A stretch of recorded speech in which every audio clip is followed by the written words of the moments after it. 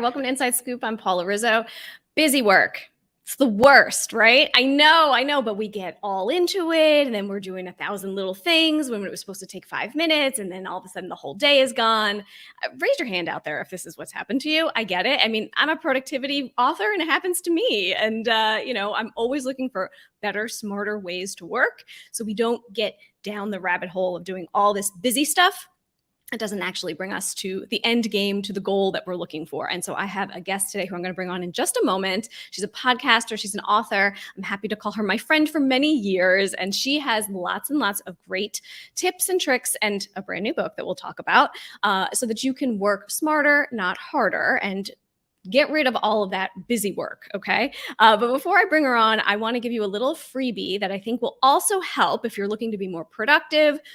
My list making starter kit. You can grab it if you go to paularizzo.com/lists, and you'll learn all about how to, make sure that you get the right things done, be less stressed and more efficient. So you can check that out right there. I'm also a LinkedIn learning instructor, and I have several courses that will help you in all areas of your life, including how to protect your time and set boundaries. That is something I'm sure we'll talk about today because it is very important to be able to make sure that you have time to do the things you really want to do and you're not just doing busy work. So if you check out linkedinlearning.com, or there's a QR code right there that you can click on to get right to those courses. And my guest today is Jenny Blake. She's also a LinkedIn learning instructor. And so there are many courses that she has as well on LinkedIn that you can check out. And Jenny, I want to thank you so much for being here. Thank you for joining me. Thank you for having me. I know I loved meeting you for coffee that first time in New York many years ago. That's right. It's just great to be in touch. And thank you for having me here. It's fun watching all of your career pivots along the way. Thank you. Yes. And one of Jenny's books' name was Pivot, if you've seen that in the past. But the book we're talking about today is called you got it right there.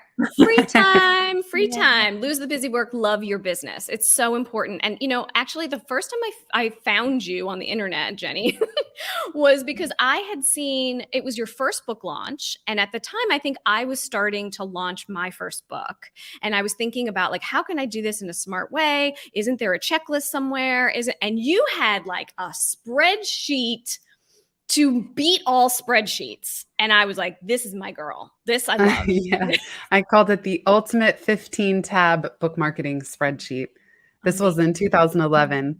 And the funny thing is nobody would know about this spreadsheet if not for the fact that I got invited to Domino Project, which was Seth Godin's offices at the time, from a friend named Willie Jackson, whom I adore. Mm-hmm. And Willie said, come prepared to share something about your book process. And I thought, I was actually embarrassed by this spreadsheet. I thought if I show this group this spreadsheet, they're going to laugh me out of the room at how neurotic and crazy I am. And instead, I presented this. I was so nervous. And then at the end, Seth was like, this is incredible. Can you give me a link that I can share on the blog? And after that, it's been downloaded thousands of times. I since created an updated one. And I still have an author toolkit to this day if anyone wants to check it out. But what would happen was I would start going to book launches in New York City and elsewhere. And I would go up to the author at the end, not knowing them at all. And once I said my name, they're like, oh, Jenny Blake, we used your book marketing spreadsheet.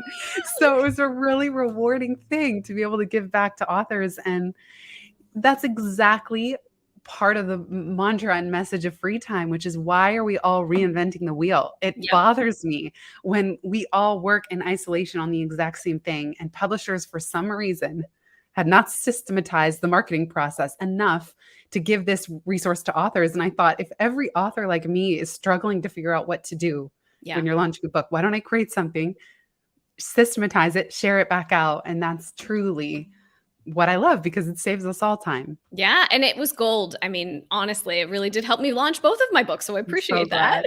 It's amazing. But I knew you had a keen eye for productivity at the time.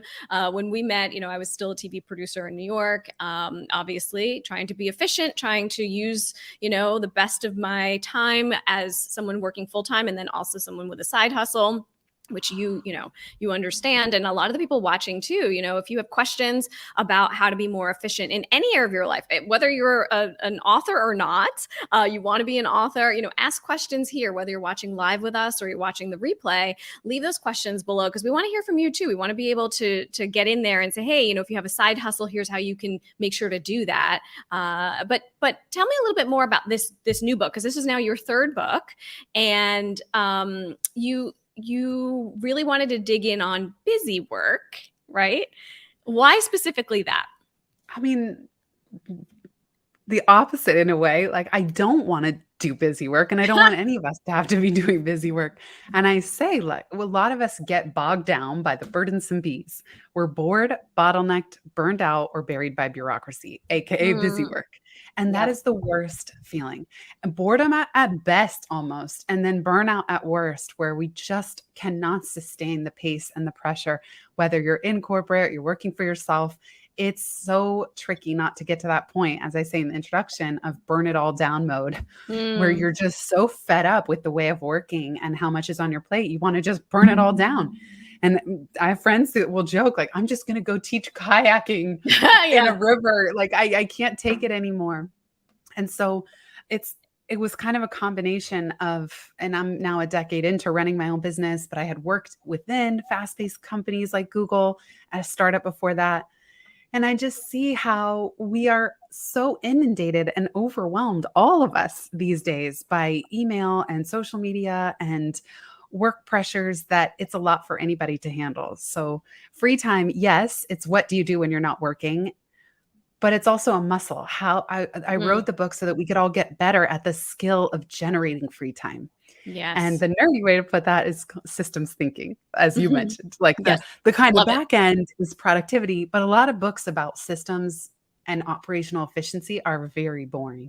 So I kind of wanted to democratize these topics and teach people, how do you take small steps today that will free your time infinitely into the future? And once you can start thinking that way, everything becomes a game. And then you get better and better to free your time up to do your best work, your most creative, strategic work, because you're less exhausted by the rest. It gets addictive once you start, right? Protecting your time. It's like saying no too, like setting boundaries. Once you start, it feels really uncomfortable in the beginning. And then when you start to do, and you're like, wait, I actually got to do all these other things that I really wanted to do. This is not so bad. I'm going to keep flexing this muscle and see how it goes. But when we talk about business, this is a whole other layer, right? And this is something that, when you're a business owner, you are every single person in that C-suite, right? And so how do you prioritize what needs to get done for your business? I like having one big creative goal. Sometimes it's a growth goal. So I might be creating something, and that's what Cal Newport calls deep work. Or maybe in the case of a book or my podcast, I'm launching or trying to grow something. So I tend to have two modes. And I like to know what mode I'm in. So for example, right now, my job is to stop myself. I'm not allowed to create anything new. I have 3 books, 2 podcasts, like, grow what exists. Sometimes we chase shiny objects. Just like you said, a big focus for me this year has been streamlining and again, resisting the urge to do more or to add more to my schedule. And it's hard not to do that. Like, the clutter, just time clutter, can accumulate without much attention put on it. So I try to get really clear. What is my one mission? I won't even call it a goal. What is my mission right now, whether it's for 3 months, 6 months, this next year? And then be really discerning and do less and less and less. And a lot of that in the book, I call it sailing the sea of shiny shoulds. Is separating what is truly joyful for me, that I feel I'm uniquely good at, that I can share. Things like this I really, really enjoy. And can I drop the rest, even if it's really shiny? And I think that I should be doing it. Is that true? Yeah, it's sort of that gut hit, right? That's what brings you joy. There's things that you do because it makes you money and you have to do it. And there's things that's like, hey, I don't know, I just really like doing that. So I'm going to make sure that I prioritize it. It's important to go with your gut and know that about yourself. But it's interesting because I learned this lesson, unfortunately, because my appendix burst. And this was several years ago. This was after my first book came out, and I had to stop.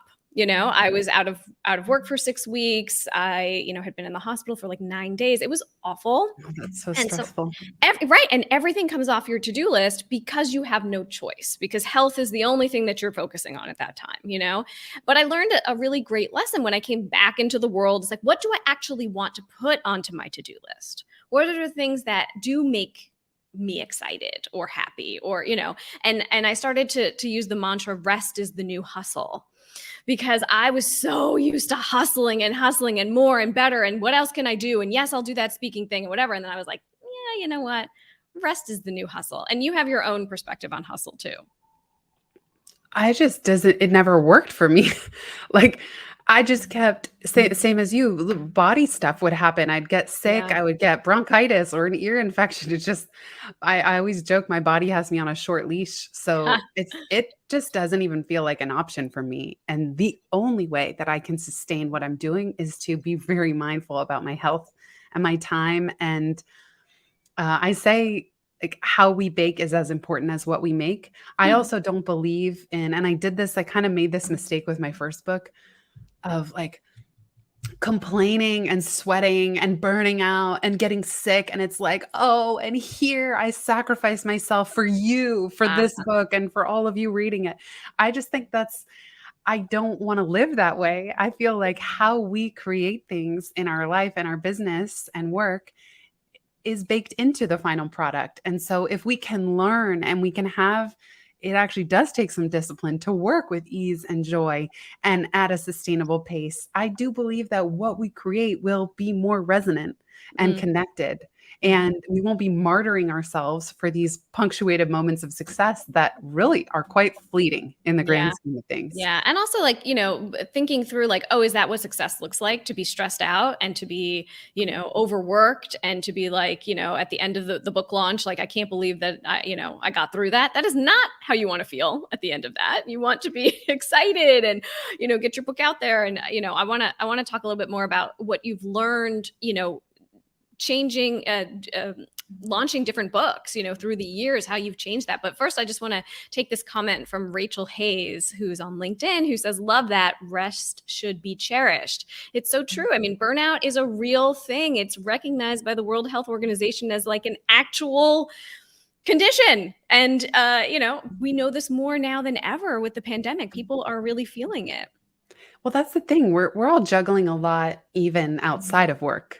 So I think sometimes, especially when you do work within a company, it can be even more challenging because the pace is what it is. And you kind of like have to keep up or else on some level. Although I think even within a company, you can start to pull back a little bit. Like, you don't have to kill yourself for your job. And I don't think anyone wants that at the end of the day.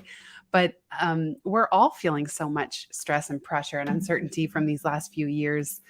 And I just believe there is no, and I would encourage everybody to question the time, money. It's not always a linear correlation, and success is not always going to come from whoever works the hardest.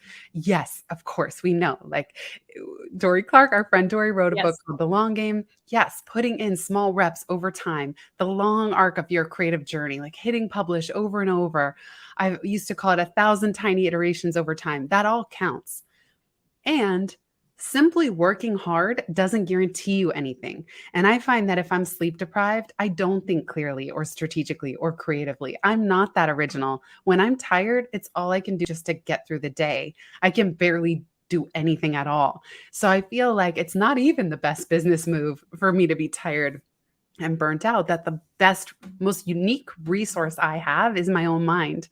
And caring for that with a lot of spaciousness is so much better than that mantra, like, oh, I'll sleep when I'm dead. I don't know who that works for, but I'm dysfunctional when I'm tired. I don't, as one of my clients put it, like, I don't even know my own name. Yes, totally. It's like, you don't want to see me on that day, right? No, I'll be useless. That's about being in tune with yourself, which, you have long been into meditation and yoga and all of this. And so, and, me too, I covered, health and wellness when I worked at Fox News. And so I also appreciate this. This is not innate for everyone though, right? And so how can people sort of get to know themselves and see, I call it, your unique productivity style. How would you say that people can tune in to see these things about themselves so they can, use that to their best advantage?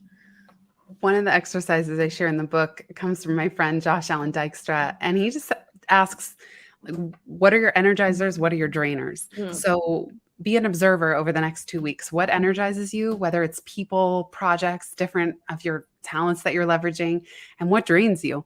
And it changes over time. It doesn't always stay the same. So I think being really mindful of what charges your battery and what drains your battery. Mm-hmm. And that's step one. And sometimes what you first think of, as I'm saying it right now, that's obvious. You already know that about yourself. Where it's more interesting is tracking over time and Yeah. just keeping a piece of paper by your desk or a note on the notes app in your phone, and then looking at the more nuanced levels of that. Same thing, you could do a calendar audit. Look for the next 2 weeks ahead or the month ahead. What are you actually excited to show up for? And what's on there because you were people pleasing or just afraid to say no? Going back to your topic of boundaries. Mm-hmm. So doing a calendar audit can also be interesting. And even noticing within a given day, when are you your most creative and strategic? And then when does your energy flag? And how can you schedule accordingly? Mm-hmm. But claim the most creative, energized time for yourself, for your big creative work, Yeah. rather than letting other people take that by default. Yeah, and it's true. I mean, we let people get onto our calendar all the time, and then you look at it and it's like, wait, I didn't get anything done that I wanted to do today, Mhm. because it just, you get hijacked. And I love the idea of checking in with yourself. I try to do this quite often too. After I do a task, right away, or a meeting, or I meet with somebody, or I have a client, or whatever it is, I will write down right after that, how do I feel? Because you think that you'll remember, but what Mm. happens is then you go on with your day and you sort of forget how you felt in that moment, and then you do it again and again and again. And you're like, I don't understand why I'm so exhausted. It's like, because that thing is exhausting you, but you keep ignoring it. And so you Mm. really do need to kind of stop yourself and say, hey, let's look at the trend here. The trend is, So is that yeah, do this you doesn't review work. that data? Like, once you write it down, are you reviewing it somewhere? Yeah, I mean, I had done this. I haven't done it in a while, but when I wrote my second book, Listful Living, it was.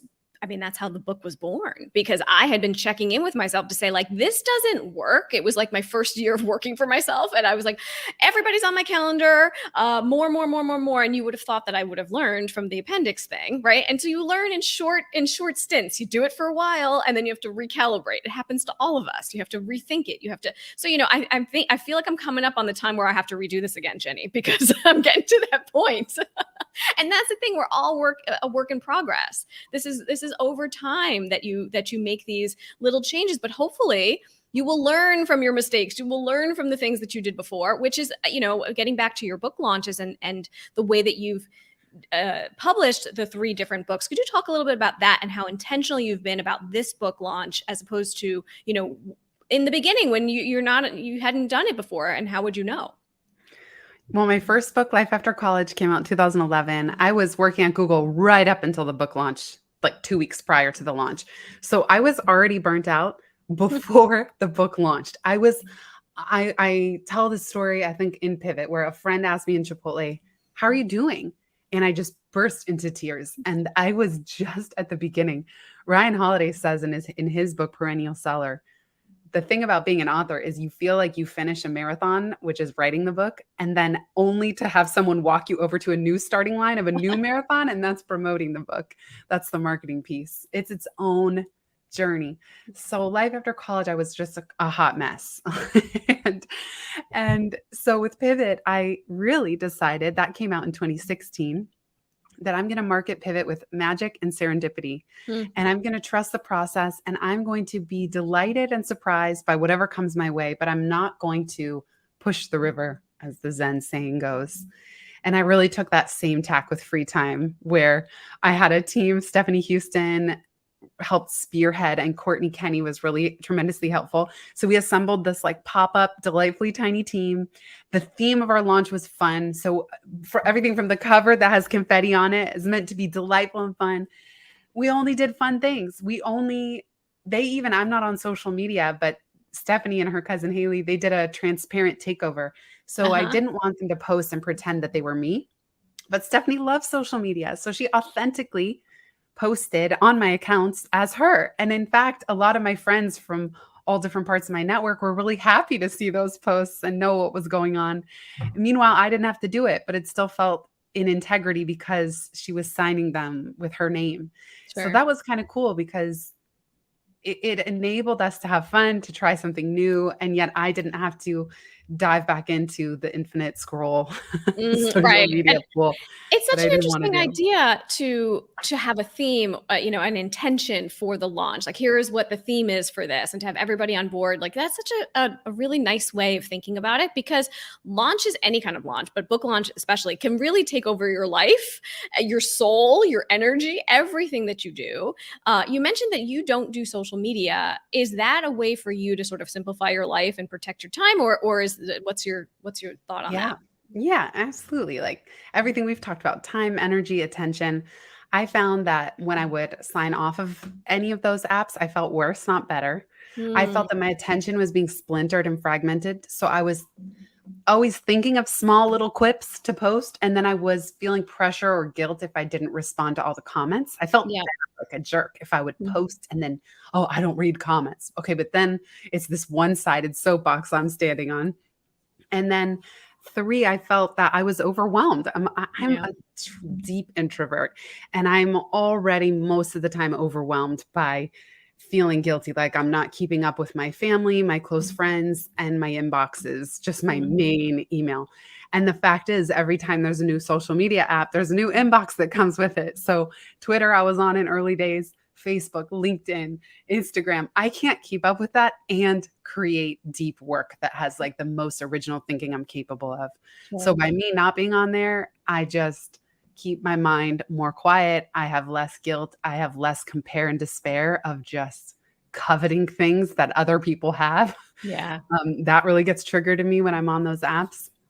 And I'm sure I'm missing out on some things. And some would argue like platform size and reach and impact.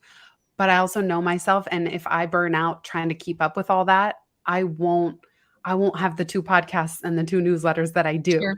So I've just decided those are my main channels of how I communicate. I do believe it's important that everybody who wants to build a platform have some form of what I call public original thinking. It's good to think out loud in small bits over time, as awkward as you feel, as Sure. imperfect as those things are, hit publish on a regular basis. But I just feel at this point like people that's where you can find me. And if I'm not in other places, I'm sorry to disappoint you, but I Yes. would stop doing all of it if I had to Right. be everywhere. Well, it is good to be able to prioritize, and that's something that I've always admired about you, is that you are heads down on the thing that really matters, and looking towards, hey, this is for this. I'm doing this because of that, and that's it. It's very strategic, and not everybody can do it. It's a skill that you build over time, right? I mean, like, you are very good at project management. Obviously, you're great at productivity and making lists and all the things that I love too. But let's talk about that, like coming up with the being able to prioritize. I mean, I know we talked about this in the beginning a little bit, but it's really hard for people. It's one of the questions that I get the most. And speaking of questions, if anybody has any questions out there, leave them in the chat boxes below, and we'll get to them at the end. But I really want to dig in on the prioritizing, because for me, when I think Jenny Blake, I think like clarity. Like, I feel like you're Well, that's always cool. so clear. Yeah. Wow. Well, I'm honored to hear that because I was afraid you were going to say hermit, recluse, horribly unresponsive,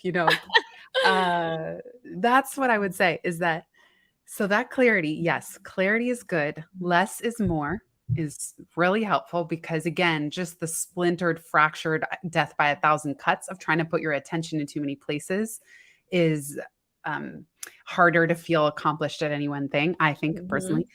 And then what trade-offs are you willing to make? So I will tell you that when I was writing any of my books, Pivot, Free Time, I truly was a hermit. Like I was a bad friend. I was bad at email. I'm not going to say bad friend. I do the best I can, but I was bad at email. I would sometimes take 3 weeks to respond. And in one case, I replied 2 years later to the day. Wow. And I said, I'm so sorry. I missed this the first time around, but wanted to pop in and say hi. And that was the trade-off I was willing to make. I was willing to I put the snail back into email. Mhm. I was willing to be slow in order to write a book. And you can work around that. Like if you have a really strong team, I know plenty of people who have someone in their email and the person like me doesn't even read anything. The person, their helper is just in there Sure. responding. So there are ways to go about it where you don't necessarily have to compromise on response time, but then you need a right-hand person who's in there all the time. And so I think it's just trade-offs. What trade-offs are you willing to make? Are you willing to spend on team in order to free up that part of your time? And just being willing to, like, there's going to be some FOMO. If you're Sure. prioritizing and you want to have clarity and get one really big thing done, you will have some FOMO that you're not in all the places, or you can't say yes to all the invites during that window. But for me, the thing that I can say if I die tomorrow, I'll be okay is because I've written the books. It's the books and the podcast. Those are the things I'm most proud of. Yeah. And that's what I think. If you can get clear on that, like what are the things that you will be the most proud to say that you did in your life and that you created, then it does put some perspective onto some of the smaller stuff. Again, the shiny Yeah. should. Totally. Yes, for sure. We have a question from Rachel. Let's take this. Any best practices to keep you focused on your writing? Any habits that have helped you to actually follow through? Yeah. Well, I don't write my books in a linear way. I organized this last one in Notion, and I have a few looms in the author toolkit on this. We'll put the link in the chat or somewhere. It's Yeah. freetime.com/authors. So I don't write in a linear way. I find that really stifling. Like if I had to just open a Google Doc and just write from the start of the book all the way till I was done, 30 or 50,000 words, I wouldn't be able to do it. So I think in a really nonlinear way, everything is the length of a blog post, even 500 words. My friend MVS and I did a 30-day challenge where we each had to write 100 words a day and just send each other a check mark in Marco Polo. And that was so Smart. helpful because 100 words is about 7 sentences, as he pointed out. And I could sometimes just voice dictate a voice memo on my phone into a little Notion card. I would have a Kanban style book board. So I knew with free time, it was going to be mine, time, and team. And I just had cards. Like one little card would say, the floor is lava.